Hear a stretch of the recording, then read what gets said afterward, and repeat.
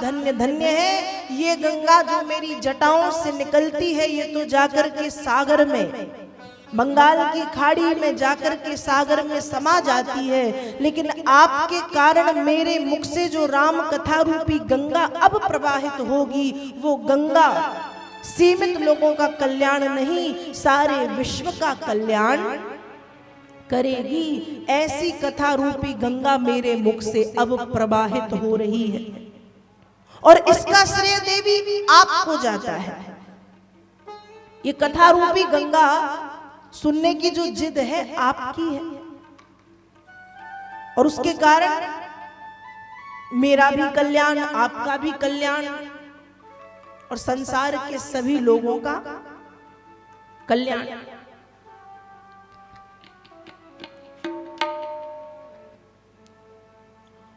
और फिर भगवान शंकर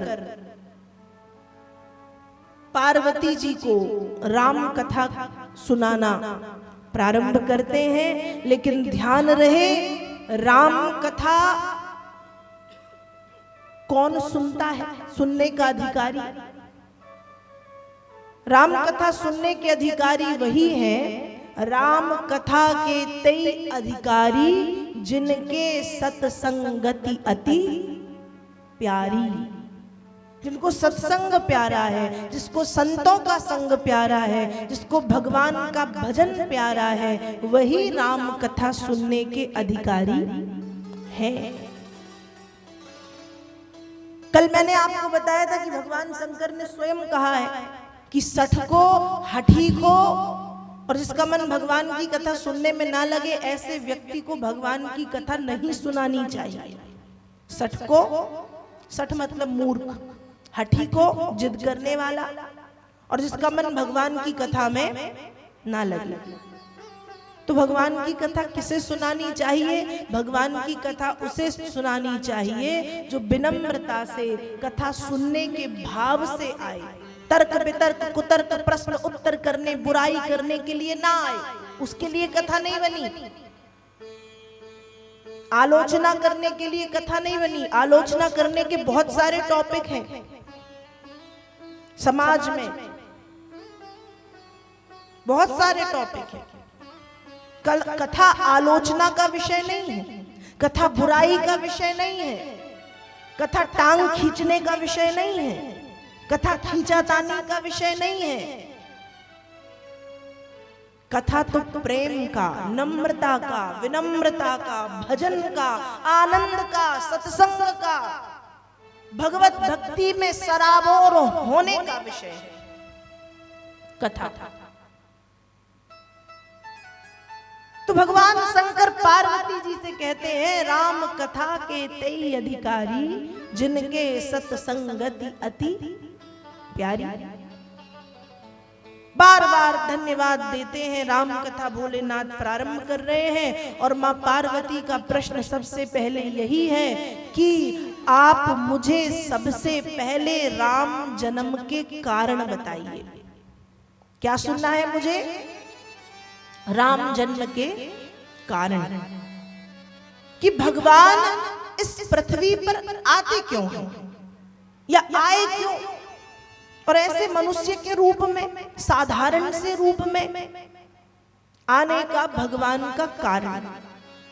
भगवान शंकर ने कहा कि देवी, इस पृथ्वी पर राम जी के आने के का कोई एक कारण नहीं है। कितने कारण नहीं है? कोई एक कारण नहीं है कि एक कारण हुआ और भगवान आ गए। भगवान के इस धराधाम पर आने के 5 कारण हैं जो मुझे मालूम है। कितने कारण मुझे मालूम है? 5, जो रामचरितमानस में भी लिखे, और बाकी अज्ञात कारण तो सैकड़ों हैं। राम जन्म के हेतु अनेका, राम जन्म के हेतु अनेका, परम विचित्र एक ते एका, परम विचित्र एक ते एका। जन्म एक दुई कहूँ बखानी, जन्म एक दुई कहूँ बखानी, सावधान सुनो सुमति भवानी, सावधान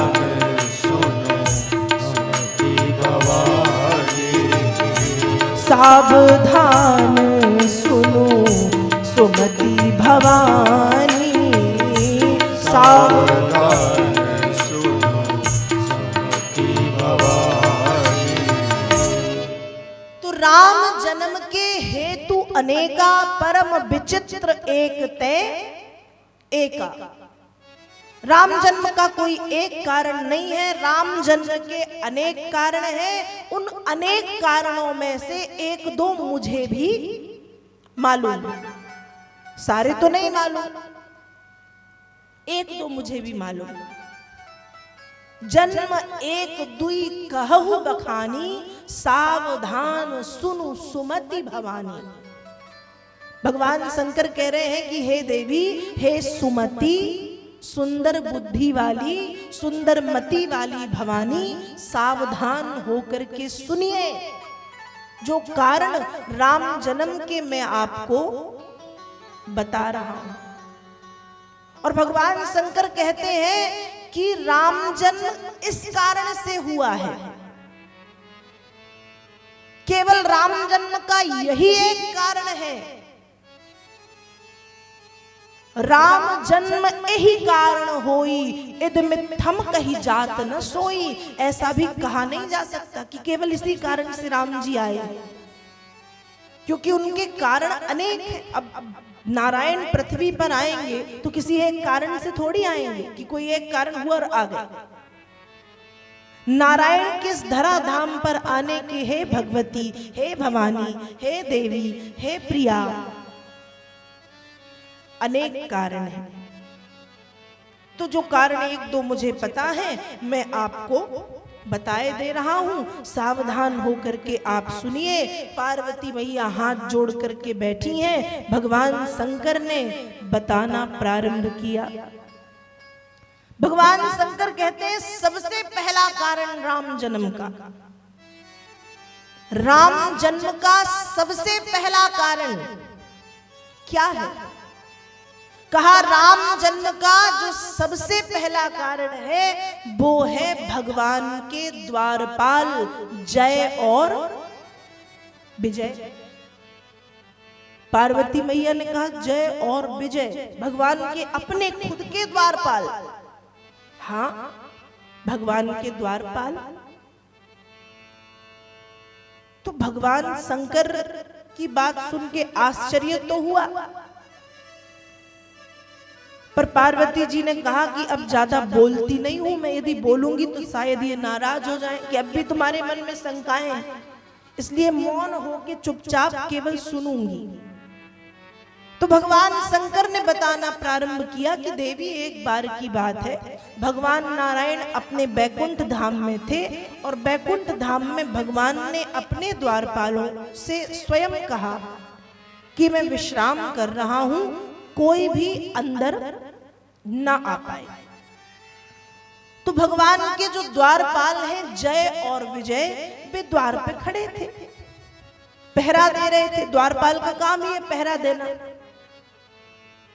इतने में घूमते घूमते घूमते कहीं से सनकादिक ऋषि, सनत कुमार, सनक सनंदन सनातन सनत कुमार आदि ऋषि पहुंच गए भगवान के धाम। हरि शरणम हरि शरणम हरि शरणम हरि शरणम हरि भजमन हरि भजमन हरि भजमन हरि भजमन कहते हुए जो सनत कुमार आदि ऋषि हैं वो कहां पहुंच गए? बैकुंठ। अब जब वो बैकुंठ पहुंचे, हरि शरण में पहुंचे, हरि शरणम कहते हुए पहुंच गए, बैकुंठ पहुंचे। अब सनत कुमार आदि ऋषि भले बहुत बड़े ऋषि हैं, लेकिन इनकी उम्र 5 वर्ष के बच्चों की तरह। कितनी है? 5 वर्ष के बच्चों की तरह। उम्र तो करोड़ों वर्ष है, लेकिन दिखते ये ऐसे ही है। अब घूमते घामते हरि शरणम हरि शरणम हरि शरणम हरि शरणम हरि शरणम हरि शरणम हरि शरणम कहते हुए जब ये पहुंचे हैं तो हरि शरणम कहते हुए बैकुंठ पहुंचे। और जैसे ही जय और विजय ने देखा तो भगवान का तो पहले ही आदेश था कि मैं विश्राम कर रहा हूं, कोई भीतर आ ना पाए। तो भगवान का आदेश इन्होंने सुना है कि कोई भीतर जाना पाए। लेकिन जैसे ही सनकादिक ऋषियों को देखा तो जय और विजय को लगा पता नहीं ये बच्चे कहां से खेलते स्वर्ग में आ गए, बैकुंठ में आ गए। और जय और विजय ने सनकादिक ऋषियों को बच्चा समझ करके उनके पेट में एक लकड़ी स्पर्श कराई और लकड़ी स्पर्श कराते हुए कुछ अपशब्दों का प्रयोग किया कि चलो भागो यहां से, ये तुम्हारे खेलने का स्थान नहीं है, ये तुम्हारे खेलने की जगह नहीं है, ये भगवान का धाम है, यहां भगवान रहते, चलो भागो यहां से। और इस तरह से गलत तरीके से बात करके उनको जाने को कहा। अब सनकादिक ऋषि कोई साधारण तो है नहीं। 23 अवतारों में से भगवान के जो पहले अवतार हैं, भगवान के जो प्रथम अवतार हैं, वो सनकादिक ऋषि के रूप में भगवान का अवतार हुआ है, पहला अवतार। अब सनकादिक ऋषियों को जब जाने को कहा तो क्रोध आ गया कि पहली बात तो ये कि जिनके तुम द्वारपाल हो उनके द्वारपाल को ये अशिष्टता वाली जो भाषा है वो शोभा नहीं देती, क्योंकि भगवान तो खुद परम कृपालु है, जो स्वयं परम कृपालु है। भगवान इतने नम्र है, भगवान इतने विनम्र है। एक बार की बात है, भृगु ऋषि ने भगवान की छाती पे लात मारी थी। भृगु ऋषि ने जब भगवान की छाती पे लात मारी तो भगवान भृगु ऋषि से उल्टा कहते हैं कि महाराज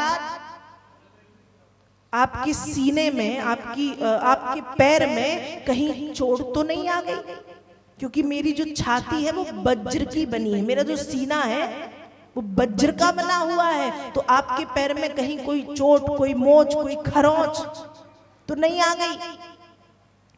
तो जो भगवान इतने कृपालु हैं कि उनकी छाती में भी यदि कोई लात मारे कोई ऋषि तो वे विनम्रता से पूछते हैं, तुम ऐसे नारायण के द्वारपाल होते हुए भी तुम में इतनी सी भी विनम्रता नहीं? और ठीक है तुम हमें पहचान नहीं पाए, तुमको ये लगा कि हम बच्चे हैं, तो क्या छोटे बच्चों से भी तुम इस अशिष्टता के साथ बात करते हो? नारायण के द्वारपाल होने का कोई भी लक्षण, कोई भी गुण तुम में नहीं है। तुम दोनों ने आज मेरे साथ, हमारे साथ जो व्यवहार किया है वो व्यवहार राक्षस की भांति किया है। इसलिए जाओ, हम तुम्हें श्राप देते हैं कि तुम राक्षस बन जाओ। क्या बन जाओ? राक्षस। तो भगवान के द्वारपालों को ये श्राप मिल गया। उनने पैर पकड़ लिए कि महाराज ये क्या कह रहे हो आप, हमने तो जो किया भगवान के कहने पे किया, आपने हमें श्राप दे दिया। और एक जन्म राक्षस नहीं, 3 जन्म तक तुम राक्षस रहोगे। गोस्वामी जी मानस में लिखते हैं, द्वारपाल हरि के प्रिय दोऊ, जय अरु विजय जान सब को, विप्र श्राप ते दूनौ भाई, तामस असुर देह तिन पाई, मुकुत न भय हते भगवाना, 3 जन्म द्विज बचन प्रमाणा। एक जन्म नहीं, 3 जन्म तक तुम राक्षस योनि में रहोगे।